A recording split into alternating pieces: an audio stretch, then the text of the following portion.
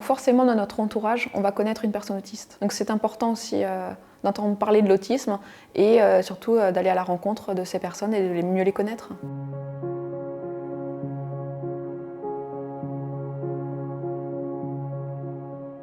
Bienvenue chez nous, je suis Stéphanie Gertz, je vous présente mon mari Philippe. La famille se compose de 4 personnes, nous avons donc 2 enfants, Théo et Oscar. Théo qui a 14 ans et Oscar 12 ans.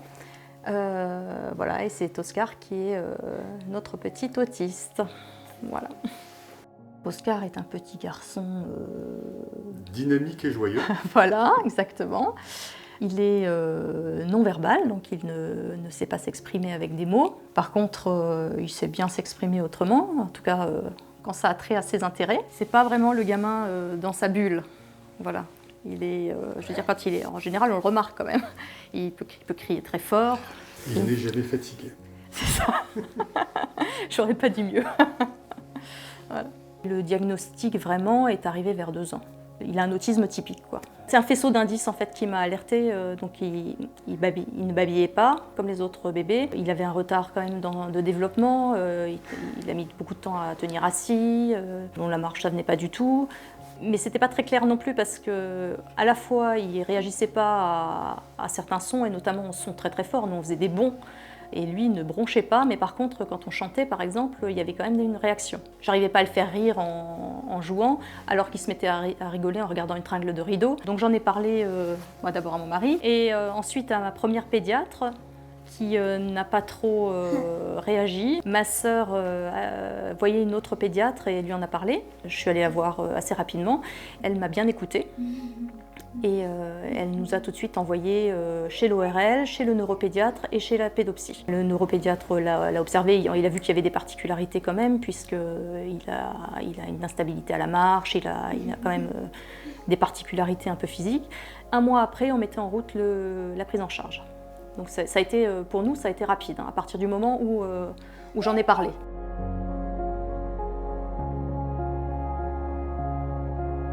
Les troubles du spectre autisme concernent environ 1 personne sur 100 en France et donc c'est très important de les détecter le plus précocement possible parce qu'on aimerait éviter qu'il y ait des répercussions trop importantes sur le parcours de vie, on pourrait dire. Alors pourquoi on parle plus aujourd'hui d'autisme et troubles du spectre de l'autisme? Alors effectivement il s'agit d'un trouble assez hétérogène. On dit toujours il n'y a pas une personne avec autisme qui correspond exactement à une autre personne. Devant cette grande diversité finalement de présentation clinique, on peut avoir des enfants comme Oscar qui a finalement beaucoup de difficultés aussi liées à un retard de développement, voire une déficience intellectuelle importante, mais ça ne fait pas partie en soi des troubles du spectre de l'autisme. Mais sauf qu'il y a aussi beaucoup de comorbidités, donc d'autres troubles qui peuvent y être associés. La déficience intellectuelle, l'épilepsie sont parmi eux, ou encore des troubles du sommeil qui sont très fréquents. Ce qui est vraiment au cœur de la symptomatologie de l'autisme, c'est la difficulté d'interagir avec l'autre. Alors ça peut être au niveau du regard, tout simplement, au niveau des gestes qu'on utilise, ou au niveau du langage. Donc il y a des personnes qui n'ont pas du tout de langage, voire un retard important du langage. Mais même ceux qui parlent, leur langage est rarement utilisé à but de conversation et dans un vrai dialogue.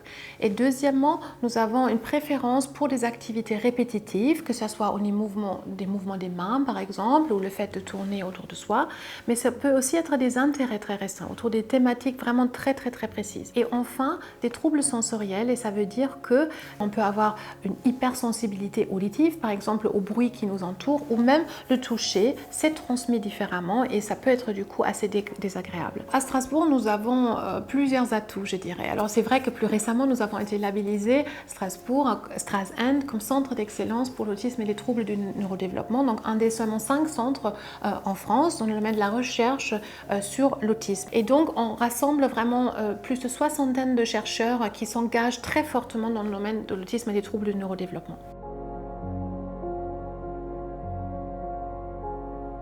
On a des emplois du temps aussi visuels, donc qui lui permettent de se situer dans la journée et de situer les activités en cours et les activités à venir.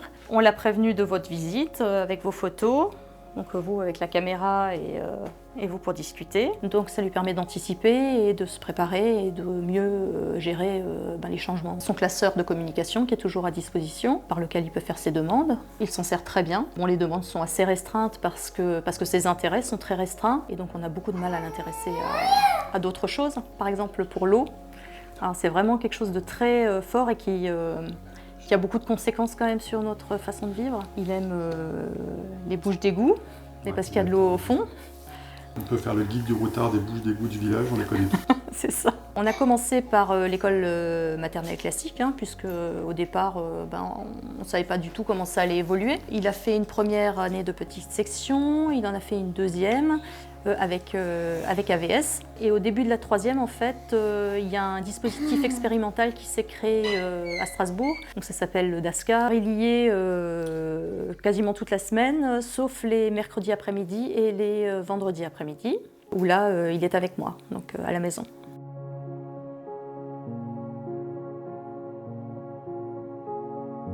Donc Oscar va au DASCA, c'est un dispositif qui rassemble des soignants du secteur sanitaire, médico-social et aussi des enseignants. Donc il a une prise en charge pluridisciplinaire de ses besoins au sein de Strasbourg dans des locaux dédiés à ce dispositif. À Strasbourg, on offre toute la palette de réponses diversifiées possibles pour la scolarisation d'un élève avec trouble d'autisme. Il peut être dans sa classe avec des aménagements pédagogiques par l'enseignant ou alors accompagné d'un ou une AESH, un auxiliaire de vie scolaire.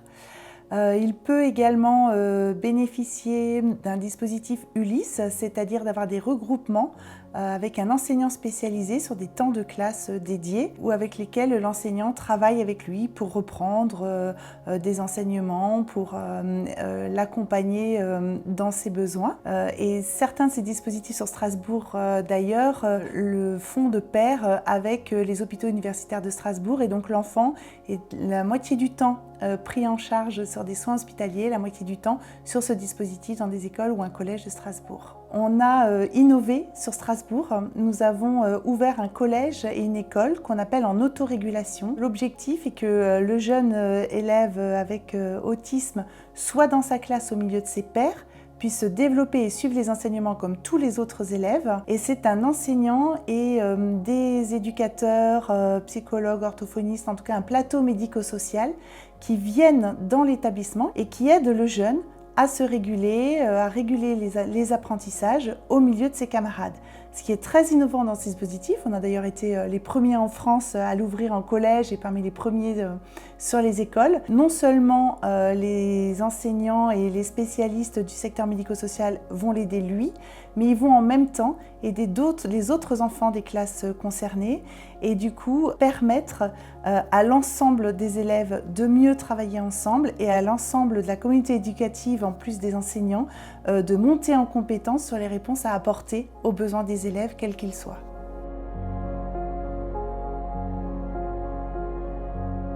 C'est une rencontre qui est à la base en fait, de mon engagement associatif. C'était une ancienne éducatrice d'Oscar qui s'est lancée dans la création de l'association. C'était un tout petit collectif au début et qui m'en a parlé. Et je me suis dit, voilà, une bonne occasion de voir autre chose.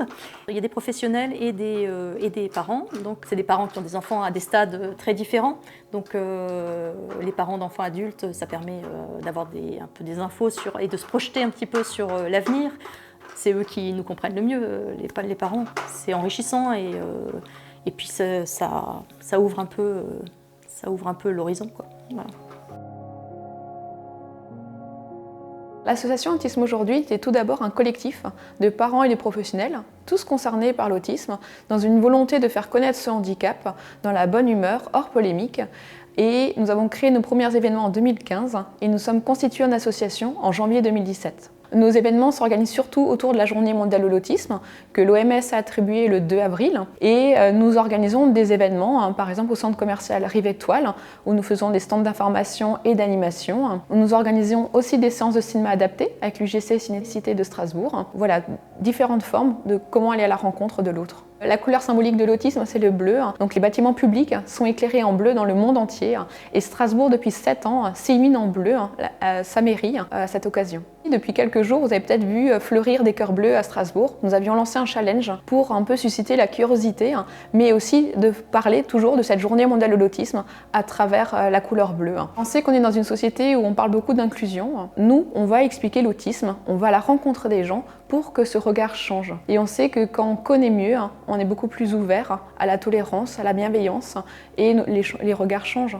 Et c'est vrai que souvent les personnes autistes ou d'autres personnes avec d'autres formes de handicap ont aussi des choses à nous apprendre, souvent un regard que nous, on n'ose pas porter, et ils nous apportent aussi énormément.